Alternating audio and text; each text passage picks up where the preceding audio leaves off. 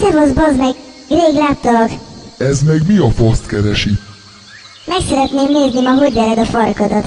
Elkéstél. Kötve hiszem, állítólag az ilyen vén faszok, mint te, többször is ki tudják verni egy nap. Jó, de ha ilyen okos vagy, miért nem tűnsz el a rég picsába?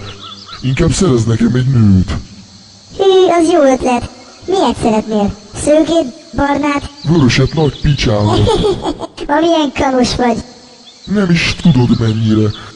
De mondd csak, dugtál már? Nem sűrűn. Tudod, manapság nem lehet ingyen kapni őket. A picsába. Ezt a kibaszást.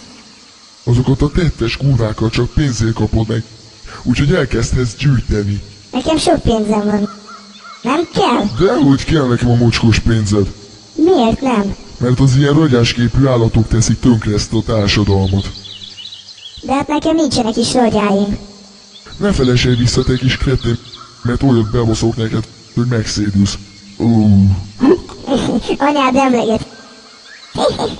Csak nem hagyja abba a szemtelenkedést. Nos, ide figyelj, te kis pöcs, mondok én neked valamit.